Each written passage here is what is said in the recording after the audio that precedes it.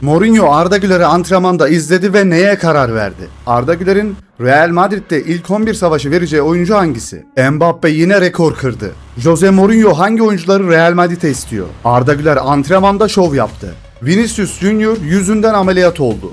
Real Madrid'den haberler, dünyadan futbol haberleri, hepsi ve daha fazlası bu videoda olacak. Hazırsanız başlayalım. Hepinize merhabalar dostlar, hoş geldiniz. Gündemimiz oldukça yoğun. Ben hemen haberlere başlıyorum. Sizler de bir tane like atın dostlar. 21 Eylül'den 9 Ekim'e kadar 19 günlük bir uluslararası ara olacak. Milli takımlar bu dönemde 4 maç oynayacak. Bu da bir sezon içindeki en uzun uluslararası arayı oluşturacak arkadaşlar. Bu bilgiyle başlayalım. Marc Cucurella Madrid'e indi arkadaşlar. Evet, bavullarıyla, valizleriyle, Dünya Kupası'yla geliyor arkadaşlar. Yeni sol bekimiz. Cucurella'nın fotoğrafı güncellendi. O kediyi biliyorsunuz, meşhur kediyi önüne Dünya Kupası'nda koydular. Cucurella Dünya Kupası zaferi ve Real Madrid'e katılmak. Bu eşsiz bir yaz. Ömrümün sonuna kadar hatırlayacağım bunu diyor. Gerçekten Real Madrid'e gelmeyi de aslında hak etti arkadaşlar. Zaten sol tarafı da kanayan yarasıydı Real Madrid'in. Valverde çarşamba günü Real Madrid'in antrenmanlarına geri dönüyor. Ne büyük sevinç. Evet, Arda Güler'imiz katıldı. Şimdi sıradaki isim Valverde. Kademeli olarak oyuncuların hepsi kampa katılıyor. Arda Güler neden ilk katılan oldu? Çünkü Dünya Kupası'ndan biz çok erken elendik arkadaşlar. Türkiye milli takımı daha gruptan çıkamadık arkadaşlar. O yüzden ilk elenen takımlardaki oyuncular dönüyor yavaş yavaş. Rodrigo bugün Valdebebas'taydı. İyileşme çalışmaları yapıyordu arkadaşlar. O da çapraz bağ sakatlığından sonra çalışmalarını sürdürüyor.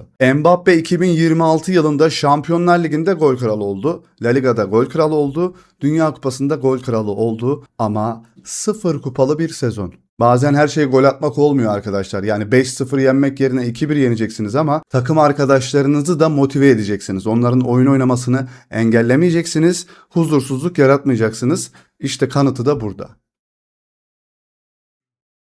Mbappe Dünya Kupası tarihinde altın ayakkabı ödülünü 2 kez kazanan ilk futbolcu oldu. Evet, Jose Mourinho'nun istediği transferler. Mourinho, Olise ve Bastoni'yi transfer etmenin Real Madrid'e güçlü bir destek sağlayacağına inanıyor. Sadece Mourinho değil, hepimiz inanıyoruzdur. Bilmiyorum neler olacak arkadaşlar, bakacağız. Ama olmasını istemediğim tek transfer bu olabilir. Rodri Real Madrid'e transfer olmayı çok istiyor. Ancak Başkan Perez olumlu bakmıyor bu transfere. Başkan Perez biliyorsunuz Arda'yı destekler, Arda'yı sever. Rodri'yi alıp Arda'yı körelteceğine bence Arda'yı parlatmaya çalışmak istiyor Perez. Ben de bu tutumunu haklı olarak doğru karşılıyorum. Sizlerin yorumlarını da bekliyorum. Sizce Real Madrid Rodri'yi alıp kadroya mı koymalı yoksa Arda Güler'i yedek mi bırakmalı? Ne dersiniz? Yorumlara bir yazın. Fabrizio Romano da bu haberi yaptı zaten. Rodri Real Madrid'e katılma hayali kuruyor. Real Madrid'e gitmekten çok mutlu olurdu. İspanya'ya ve Madrid'e dönmek istiyor. Ancak Perez ikna olmamış durumda ve şu anki kararı Rodri için harekete geçmemek. Rodri'nin Madrid'e katılmasını engelleyen tek şey Perez arkadaşlar. Helal olsun Perez'e.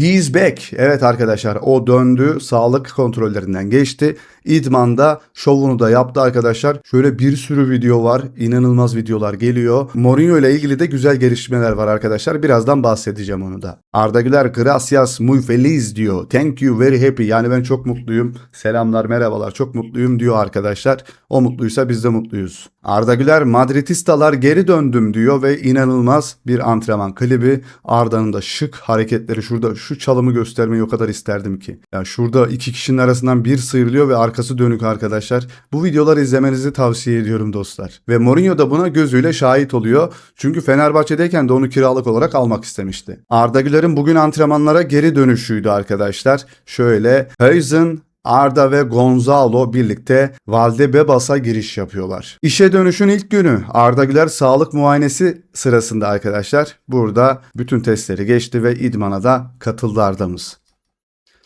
Jose Mourinho ve Arda Güler. Arda Güler Mourinho'nun taktiklerini kafasıyla böyle onaylıyordu arkadan.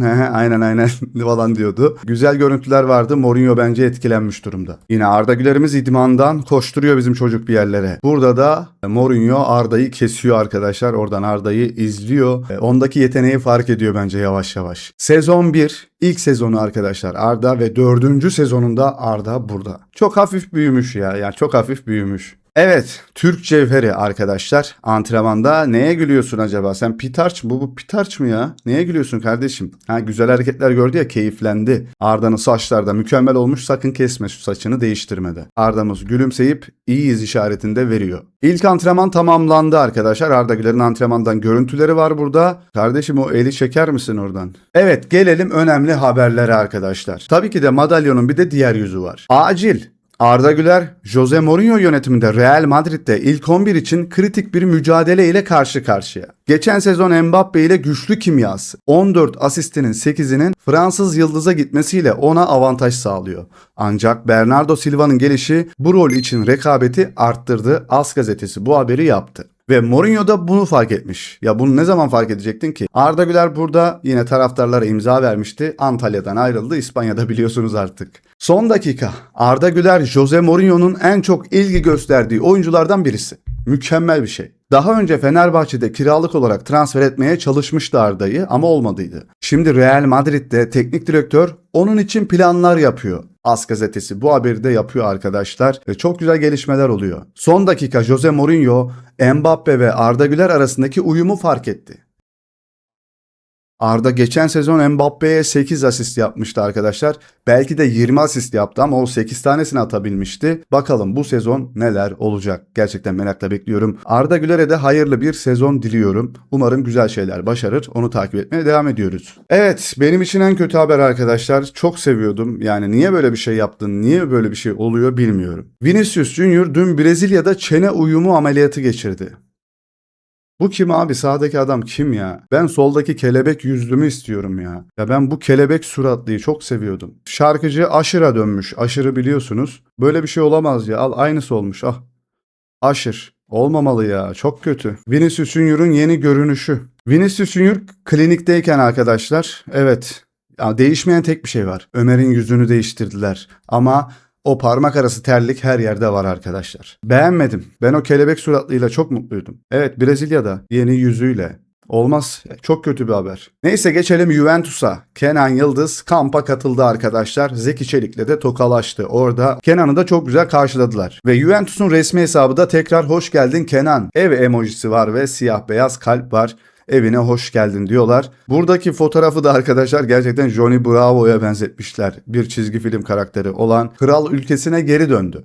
Aynen buna benzetmişler Kenan'ın giyimini falan. Evet, gelelim diğer haberlere. Ballon d'Or'dan resmi bir açıklama geldi. Dünya Kupası'nı kazanmak avantaj sağlar ama Ballon d'Or'u kazanmayı garanti etmez. Sadece Dünya Kupası'nın değil, sezonun en iyi futbolcusu olmanız gerekiyor. Haydi Kenan Yıldız, haydi Arda Güler, şu ödülü biriniz alın bir gün görelim elinizde ya. Kaptan Rodri ve Luis de la Fuente kupayı başkan Pedro Sanchez'e götürdü. Buradan Pedro Sanchez'e selamlar. Bir tane Real Madrid maçı için bizi oraya bir aldırmanız yok mu ya? Lütfen hocam. Sergio Ramos tuvalete gittiği için Torres'in maç kazandıran golünü görememiş. Ya Ramos tam da zamanını mı buldun ya?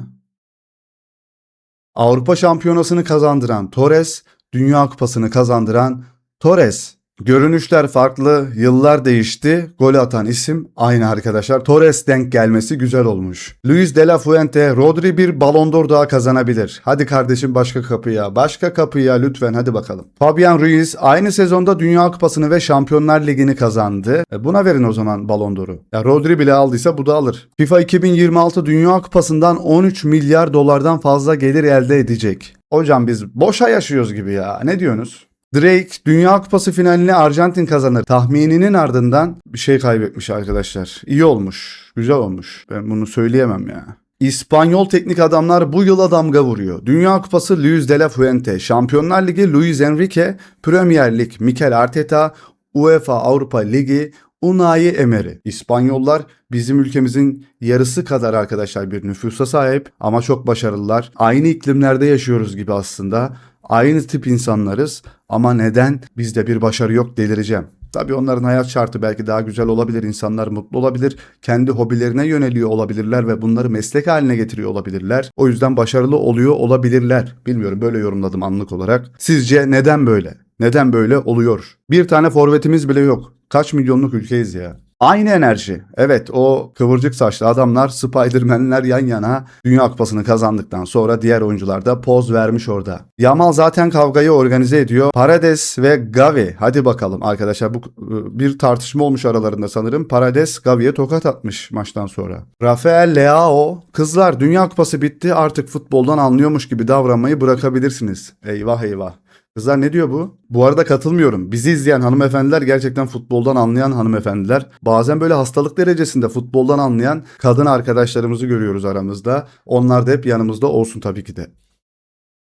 Evet, Guardiola ile ilgili bir haber var. Maldini, Guardiola ile görüşmek için onu İtalya milli takımının yeni baş antrenörü olmaya ikna etmeye çalıştı. Di Marzio ve Sky Sport'un haberine göre. Maldini ve danışmanı Leonardo hafta sonunu Barcelona'da geçirerek İspanyol antrenörle görüştü. Guardiola teklifi reddederse Roberto Mancini veya Pirlo önde gelen alternatifler arkadaşlar. Şu Guardiola'yı bizim almamız lazım ya. İbrahimovic transfer piyasası çığırından çıktı. Herkes 100 milyon euro oldu. La bu adam benimle aynı düşünüyor hep ya. Rodgers 138 milyonsa o zaman Yamal, Vinicius veya Olise'nin değeri ne? Bir tane iyi sezon geçiren herkese 100 milyon verilme saçmalığının bitmesi lazım artık diyor. Doğru söylüyor. Benfica John Duran'ı transfer ettiğini açıkladı. Mourinho gidiyor. Oradan başka bir Fenerbahçeli oraya gidiyor falan. Garip bir şey var orada. Yani Kerem Aktürkoğlu Fenerbahçe'ye geliyor falan. Orada bir Fenerbahçe durağı oldu Benfica'da. Eylül'de 41 yaşına girecek olan Luka Modric Milan'la sözleşme uzatmaya oldukça yakın. Di Marzio'nun haberi. Oynar baba, bu adam 45'e kadar da oynar. Herkesin aklına aynı kişi mi geliyor? 2 tane kişi gelir bu adamı gördüğünüz zaman aklınıza. Siz hangisini seçiyorsunuz? Birincisi gözlükten dolayı Volkan Demirel. İkincisinin kim olduğunu bakalım kimler tahmin edecek. Evet sevgili dostlar, bir videonun daha sonuna geldik. Eğer videom hoşunuza gittiyse like attıktan sonra lütfen hype haklarınızı kullanmayı unutmayın. Çünkü hype haklarınız yenilendi. Kanalıma abone olup beni hayallerime ulaştırabilirsin. Abone olmak ücretsiz. Daha fazla destek olmak istersen katıl satın alıp süper teşekkür gönderebilirsin. Kendine çok iyi bak, hoşça kal. Bay bay.